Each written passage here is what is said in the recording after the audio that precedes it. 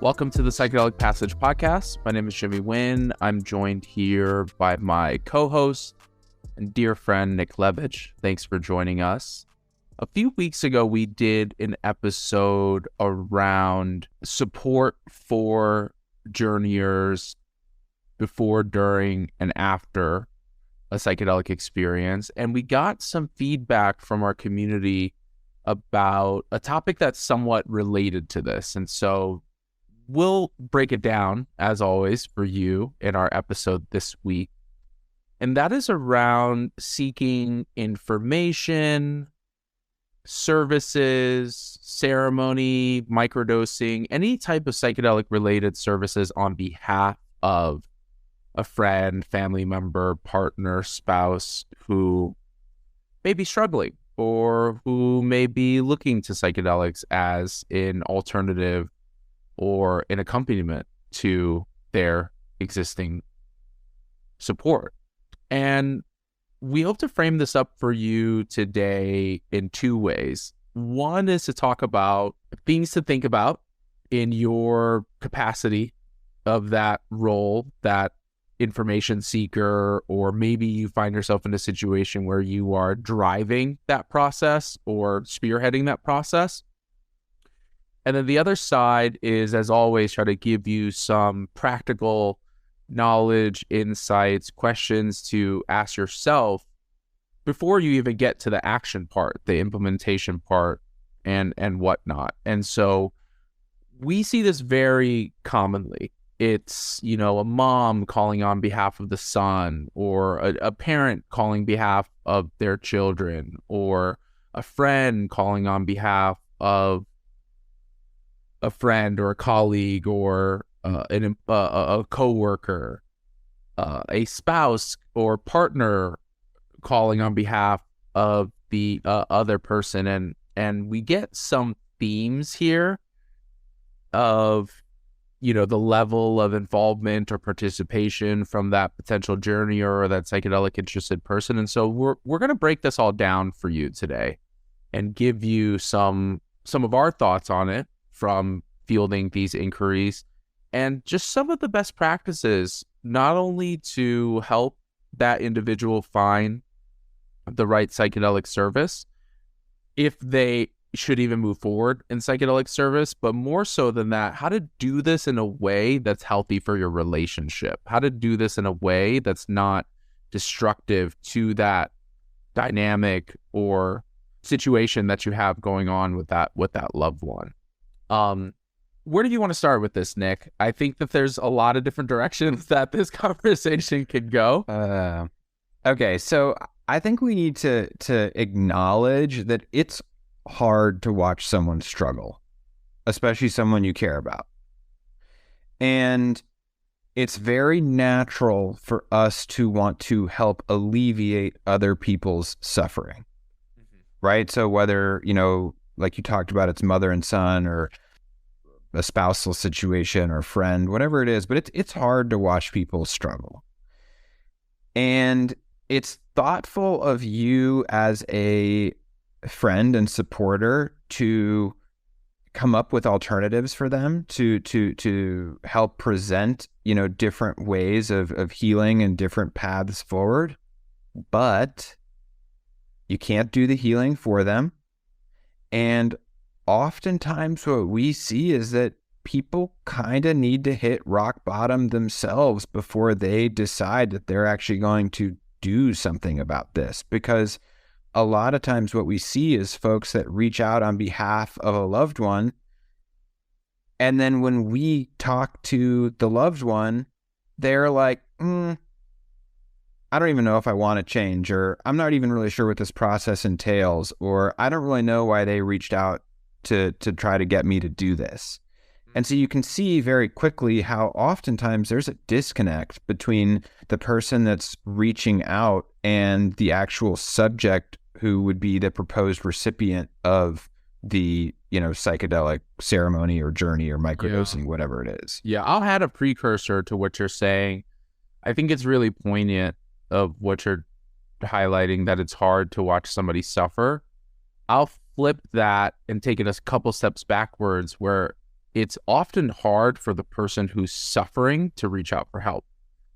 And so even before you get to the how can I help, what can I do, it's important for you to get clear on the nature of the support and the help that the person's actually seeking. And so there are many situations where somebody just might need somebody to share this with.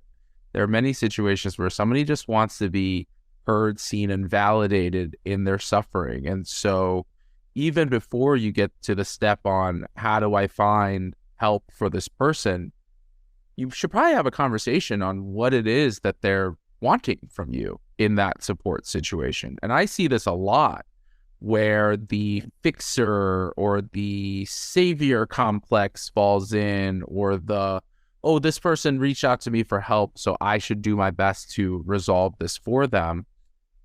And maybe that person is reaching out for help, but they're not ready for additional services. Maybe they need to handle it within their community with friends and family.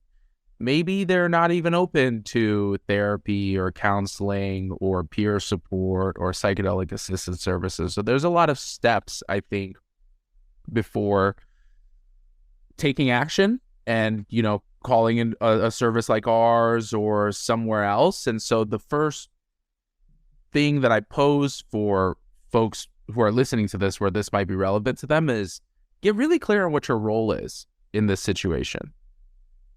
Because if there's a disconnect between what the person is needing and asking for versus what you think your role is in, doesn't matter whether it's psychedelic related or not. There's going to be a disconnect there. Well, it's funny that you bring that up, because I'll spell out how this usually goes in practice. We get an email, something along the lines of, hey, my son's really struggling with OCD and eating disorders. I want to see if this can help him. And our first thing is like, okay, cool, we can chat about that, but we're going to need to talk to your son firsthand. And the response is often, well, he doesn't even know that I'm reaching out on his behalf to do this. And so you can see how they've already missed that first step that you're highlighting. Yeah, of consent, of autonomy, of sovereignty, of empowering people to make their own choices. And so think about that, about the trust in your relationship. If you're reaching out without their knowledge to try to provide them this service, that can also come off as undermining and somewhat disrespectful to their process. I'll add another layer, and especially with the parent thing. Usually there's a lot of judgment and bias baked into it, whether you are aware of it or not. Because what I'm going to put a percentage out here. 70% of the time when it's a parent reaching out on behalf of the kid, it's also like, yeah, and they've been living with me and they can't get a job and they're so on and so forth and they're wasting their life and I want to XYZ. And I'm like, well, whose problems are you trying to solve? Yours or theirs? And also, can you even solve their problems? If it's like this deep, process that they're going through. And so another part of this is you really got to check your own biases, fears, concerns, hopes, expectations, in this process. And then look, I also acknowledge, very heartbreakingly, we've heard of parents who have spent their entire life savings to support, let's say, a kid through alcohol recovery or addiction recovery. And so I'm not discrediting that. What I'm saying is that there's probably some collective pain and trauma in the situation. And it's really important for you to separate out what's yours and what's in the best support of the individual. Which was a core theme in the how do you support a loved one going through this experience on the prior episode. This is just a slightly different twist because it's basically inquiring on behalf of a loved one, but that same principle still holds true. Mm-hmm. Yeah. And going along with that, I'll add distinctly that it's also important for you to just check in on your own goals, intentions, and desired outcomes, because those can fall into the expectation category. And when you are expecting or imagining a different process than what the individual is willing to do, what their timing is, what their own expectations and outcomes are, it can cause a lot of dissonance. This adds in from a timing perspective to a commitment perspective to even understanding what the work, looks like. Maybe you're both expecting this to be some magic bullet or pill. Maybe you know what the work is required as a part of this process and they don't. Or maybe you feel like they're ready for the deep dive into this internal work and they're not. Or maybe they have a different perspective on their own severity of the situation that's different than yours. And so the best way to handle all of this is to have real open and honest communication with that person before you start researching and looking for services and engaging. If you all can get on the same page about a lot of this stuff, it will certainly create a healthier environment on how to potentially move forward. Yeah, I mean, one of the things that brings up for me is just that I don't know what the percentage here would be, but I would venture to guess that 70% of the time that a loved one, somebody reaches out on behalf of a loved one, it never goes anywhere. Yeah, I agree. More times than not, folks are not moving forward than they are, even if you have a pathway in front of you. Yeah, and for all the reasons aforementioned, and I think we should drill in to some of these, and where I'd like to start is just that the journeyer's got to be the one to choose that they want to do this. You, as the supporter, can have the best intentions in the world, but you cannot do the healing for them. Mm-hmm. And so this, you can see how, especially in kind of the more codependent parent-child relationships, or in the I'm taking care of my elderly, mother or father, and they're having this dementia, Alzheimer's, will this help for them? Like all of that, although it's coming from, in theory, a good place, you can't fix them yourself. Like they have to choose that there's this thing that I'm working through, and I'm going to choose something like a intentional psychedelic experience to help move through this. But if they haven't made that choice, or maybe they don't even know what an intentional psychedelic experience is, they're in no place to be able to explore something like that. Yeah, I'll encapsulate that in saying that you can't take ownership, or you should be aware on what you are consciously, subconsciously, unconsciously taking ownership of in their process. And I say this in my facilitation work, but I think it applies here, is that I can't work harder than the journeyer. And so you as a supporter can't work harder than the journeyer either. At best, you can meet folks where they're at. Match where they're at. And that looks different. Like when folks, I know this in my own personal life, but when folks are going through mental health things, especially with depression related things, sometimes their best is like getting out of bed and taking a shower. And so if they're not ready to hop on a call, or if they're not ready to have a process where they're exploring all of their shit internally and then moving into a psychedelic experience that may amplify all of their shit so that they can properly and healthfully address and process them, you're not going to be able to do it for them. Does not matter if you're sitting in ceremony with them or every step of the process or in prep with them and integration. It does not matter, because at the end of the day, we share that psychedelics and psychedelic work are a catalyst, not a replacement. The same applies for the role of the facilitator. The same applies for your role as a supporter. And likely, you'll probably do more damage if you do try to pull them along with you or do the bulk of the work, or to, however it looks. There's a lot of different ways that this looks in practicality. And so that's hard. That's hard when you're seeing somebody suffer or you're seeing somebody with this potential and they choose either not to take it or they don't have the capacity to take it. Like, I know that that's really, really difficult. What I'm saying is that you have to check yourself, I think, if you're going to have any chance of being in the most support of that Well, person's process. I think part of the dynamic that's at play here is that you as the supporter think, oh my goodness, look at all these amazing outcomes. Maybe you even had one yourself, or maybe you just read some studies, but you're like, look at these amazing outcomes. My child, my partner, my mother, my whatever would benefit from this. And so you reach out to explore on their behalf. But then what ends up happening is when we then connect with the journey or the person who would actually be going through the experience and explain to them the work that's required. We've recorded an episode on this if you want to know what that is. When they learn what's required, the willingness to look under the hood, the willingness to make changes, the willingness to take full ownership of your situation, To sit in uncomfortability, to look at your shadow and your demons, like all of a sudden, serious shit. all of a sudden the journeyer goes, yeah, no, I'm not ready for that.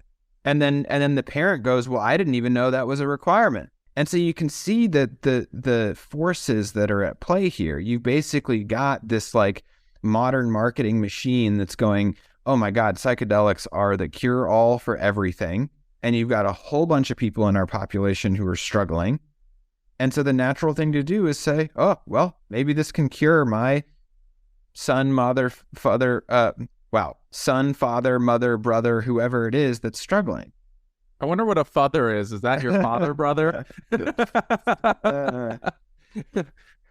And so you can see that, once again, the intentions are good, but there's almost like a lack of understanding from both parties of what is required to actually make this thing work in the efficacy levels that are described in some of these studies. I mean, they're committing to the process. And until you've made that internal commitment as a journeyer, it doesn't matter what your loved ones want for you. I mean, we've even seen this in people who move forward in ceremony and then they bail on integration. Right. Like even if you are moving forward in a psychedelic related service and with great hope, you find a really well equipped and capable and wonderful human as a facilitator. There are folks who even go through the process themselves and are like, I'm still not ready to open up Pandora's box of what's going on with me internally.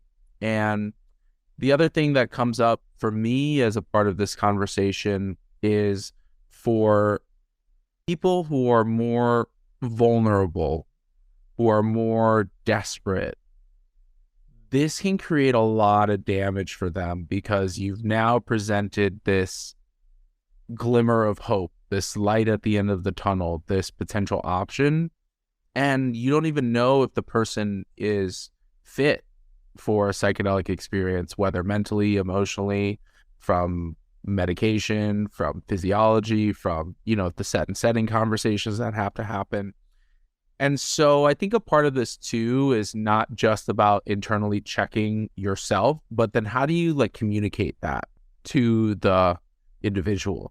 And what comes up for me in that is it's really important that people feel like they have a choice, that they feel empowered and that they feel like they are capable of deciding.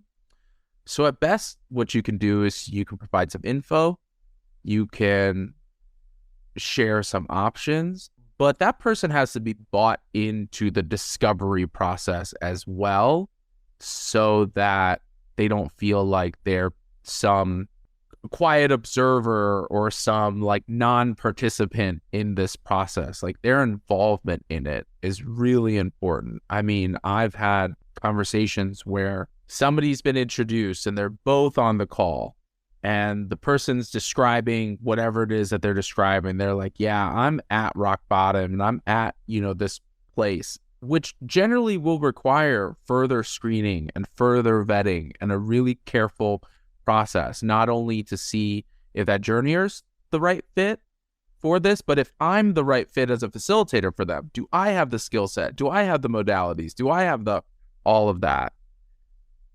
And I find that a lot of folks just drop out of that process.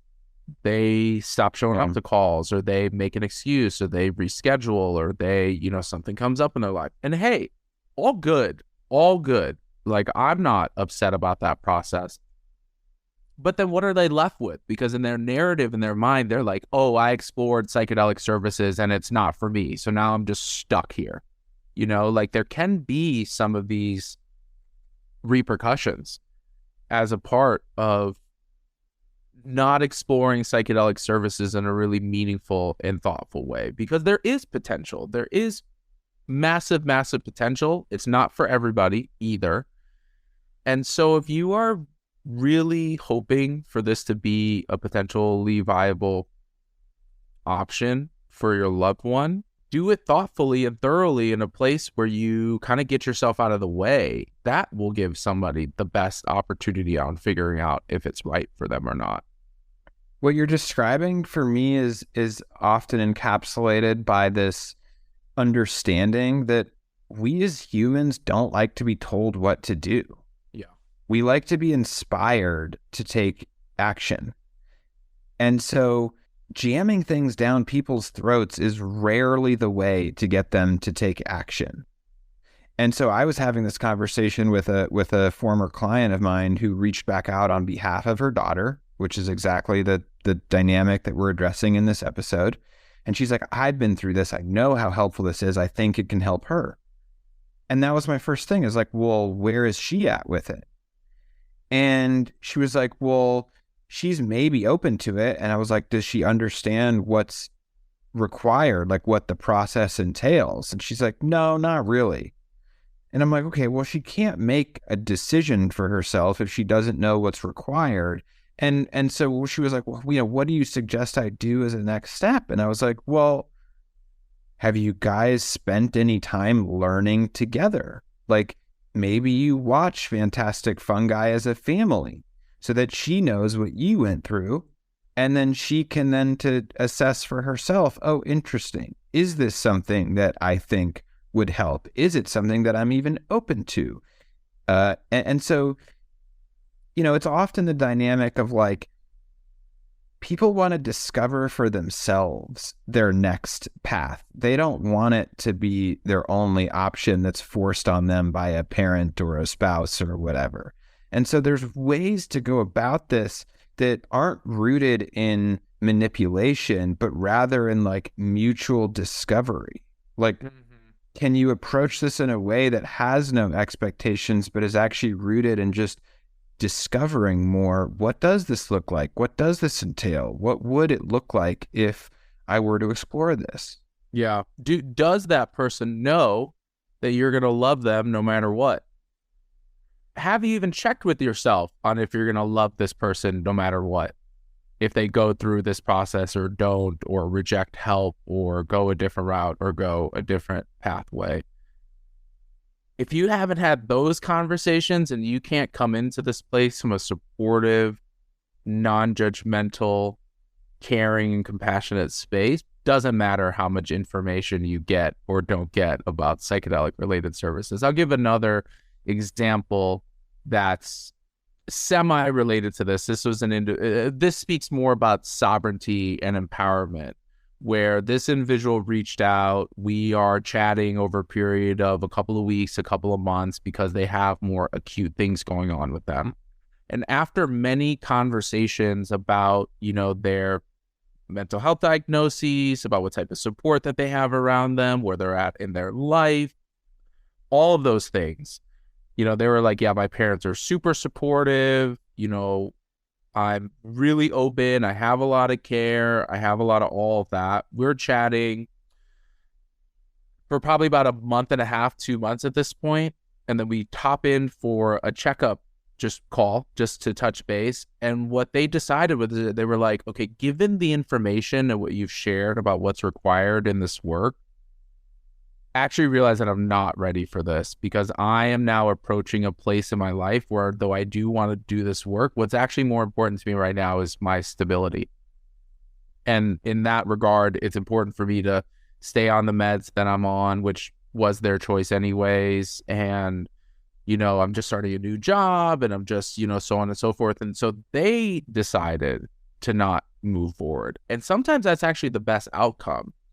And that wouldn't have happened if I was trying to sell them on a ceremony. It wouldn't have happened if I put my own needs or biases or perspective on this. And so the line that I try to take was, hey, here's the info, here's the options, here's what's available to you, and here are the things that you need to think about before you even decide to commit to any type of psychedelic work. Maybe you should check on your own desperation, or if this is your last resort, or all of those things, and having an open conversation, then giving that person some time to breathe and some time to think about that. That's what, in my belief, allowed that individual to come back and be like, you know what? I'm actually going to not move forward with this. And that actually seems to be the decision that was the highest and best for me. Well, and that's the same lens that a parent or brother or spouse could take. Is like, here's the information, here's how the process works, here's all this stuff, but ultimately it's your life, and you choose what you want to do, and I'm going to support you either way. But oftentimes that's not the lens that the supporter takes, because of what we started the episode with, which is that it's hard to watch people struggle, and we're often better at trying to fix their suffering or alleviate their suffering than we are holding compassion and just massive acceptance for where they're at in their process. It's hard enough talking about feelings and emotions among family, let alone this deeply vulnerable stuff. So, yeah. So, I mean, I think the takeaway for me is no matter how well-intentioned you are in terms of reaching out on behalf of a loved one for some sort of work with psychedelics, it's really not your place. It's their decision to do so, and you can reach out and fact find and get info so that you can relay things, but they have to internally decide that this is what they want to do. Me, no, none of us can force someone to embark on this kind of a journey. It just does not work that way. Yeah. I'll summarize a few things. So consent and transparency is really important. And I think that consent and transparency, the precursor of that is creating a supportive relationship and environment where the individual feels empowered, feels like they do have a choice, feels like they do have a say. I think even before that is for you to check internally about your role in this. And your role is also defined not only by the dynamic of the relationship, but also your own internal landscape, your own biases, judgments, your own fears of maybe losing this person, because that can cloud the way that you support folks. And then ultimately that the best that you can do is match somebody's energy and be a supporter, but you can't do the work for them. You can't lead them or be in front of them.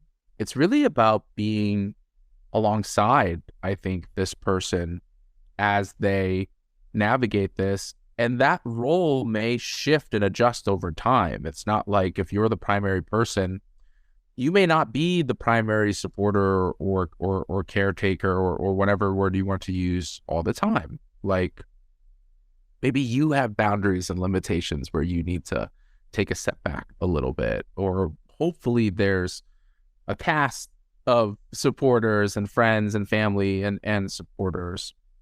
Ultimately, you can be a bridge to the psychedelic world as the potential for this type of work. And you can be a very sturdy bridge, but you can't make the person walk across it. You can't make the person take a couple steps and then double back. You can't influence or control. It's a good analogy. I like that one. Yeah. Yeah. Just came up with it. So yeah, you can serve as the bridge, but that's about it. Mm-hmm. Mm-hmm. And if you don't have your internal landscape figured out and know where your limitations are, that bridge is going to be a little rocky. Yeah. And so cement in your own like foundation to allow that person to figure out if they want to walk across that bridge themselves or not. What did I miss? Did I miss anything in that little summary for folks? I think the only other thing is just recognizing that timing's also a component here. Sometimes people aren't ready now, but will be ready in 6, 12 months, whatever the case is. And so just know that every person's on their own unique timeline. And the most important thing is that they know that there's options available, but ultimately the healing does not happen on your timeline. It happens on their timeline, and you're reaching out in support of them. And so just know that it's not yours to dictate the trajectory and the timing of how this whole thing unfolds. Yeah, in addition to timeline, I'll also add in risk tolerance. And so your risk tolerance in this specific current stage of this work may be different than theirs. Maybe they're a government employee. Maybe they do rely on federal assistance or whatnot, and you don't. Maybe your perspective on the stuff, especially if you're a parent and you did psychedelics back in the 60s and 70s, may be different from theirs if they've never tried a substance or, whatnot. And so we mostly focused on the internal, emotional, mental state here, but there's just some really tangible parts of that too that are really important. So thanks for listening. That brings us to the end of our episode here. We truly hope that this will open up some potential and space for some meaningful heart-to-hearts with your loved ones and folks in your lives. If you have any comments or questions or follow-up, you're always welcome to reach out to us and our team, and we'll try to get a dialogue going with you. You can download episodes of the Psychedelic Passage podcast anywhere that you get your podcasts. Apple Podcasts, Spotify, iHeartRadio, Amazon. Nick and I have started to post some of our episodes on YouTube. If you want the video. If you want the video or to look at our faces, either way. And if you like the show, please rate, review. That helps other folks find our content. We've been getting a lot of amazing feedback from folks, and I gotta tell you, it really brightens my day whenever I get feedback from folks, because it's just a signal to Nick and I that our ramblings matter, that they're actually helping folks. So that means a lot for us too. So thank you for listening, and we'll see you next week.